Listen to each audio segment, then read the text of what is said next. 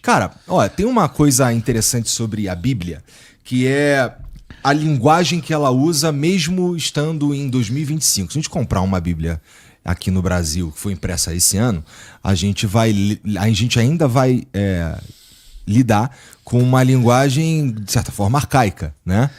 Por que se mantém uma linguagem tão difícil de se entender para a galera? Então, não é bem assim, né? Porque antigamente a gente de fato tinha uma proposta de tradução da Bíblia que era basicamente você traduzir assim de maneira mais elitizada e colocada do que a gente chama de uma espécie de tradução de equivalência formal, mais ou menos seguindo do jeito que está nas línguas estranhas do grego, aramaico e hebraico, né?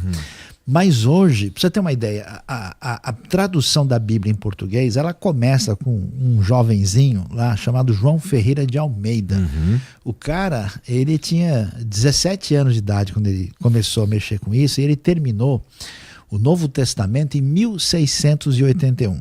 E a Bíblia toda, em 1748, ele nem conseguiu, porque ele faleceu, teve um holandês chamado Jacob op den Akker que terminou o projeto.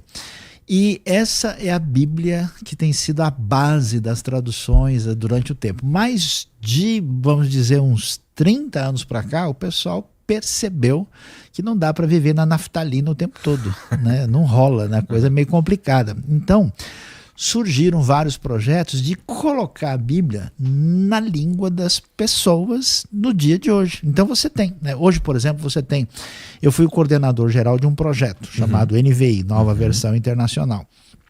Mas você tem uma nova Almeida atualizada, você tem Almeida século XXI, você tem nova versão transformadora, você tem a própria NVI, todas elas são versões, isso falando do universo protestante evangélico.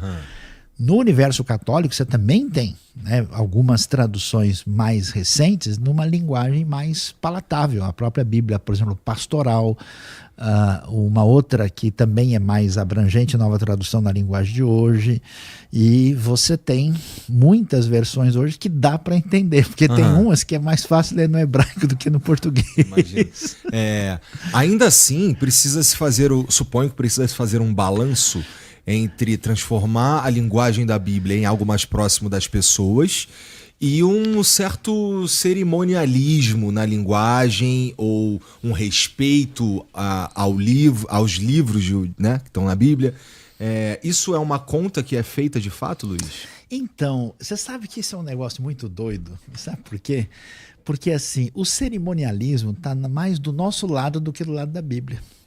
Porque na nossa cultura, vamos dizer, ibérica, né, assim, latina, portuguesa e espanhola, a gente tem todo esse negócio que vem desde o vós me ser, né, vossa mercê, ou por favor, ou ilustríssimo. Na Bíblia é muito mais papo reto. Pra você ter uma ideia, no hebraico original, não tem esse negócio de você tratar você, tu e senhor. É tudo uma coisa só. Do jeito que tudo é segunda pessoa. É tudo a segunda pessoa. Então só tem a diferença se é masculino ou feminino. Então o hebraico usa atá e at. É assim que se fala com Deus e assim que se fala com o irmão e com o filho. Então é uma coisa muito mais democrática no original. É meio impressionante. Então. Agora, é claro que a manifestação de algo glorioso, extraordinário, diferenciado está na própria narrativa em si. E claro, você transparece isso. Então, uma boa tradução que a pessoa pode entender, ela não vai chegar. Então, Pedro virou para Jesus, e aí, cara, vamos lá? Não rola, né? Não é assim. Então, mesmo quando você tem um contexto assim em que a informalidade é exigida, tem que ser bem medida. Agora, por exemplo, pense em Jesus na cruz, sendo maltratado, né, pelos soldados ali romanos à sua volta, né, ou mesmo preso diante da liderança religiosa da época. É claro que ele não vai virar para Jesus e dizer, porventura profetizarás quem foi que te bateu. Não, o cara fala aí, quem foi que bateu, né? Vai tratar assim de qualquer jeito. Então, quando alguém está falando com o rei, quando alguém está falando com a pessoa, isso é devidamente alinhado para refletir o ambiente do jeito que a coisa foi colocada. O contexto que vai o contexto e a construção da sentença, da oração, da frase, é o que vai colocar esse tom de respeito numa palavra que é comum para tudo. Exatamente. Você tem que... Aí você rolam outras coisas. Você entender de contexto histórico, contexto cultural, contexto, vamos dizer, específico dos atores que estão envolvidos naquela narrativa, aí dá para fazer um negócio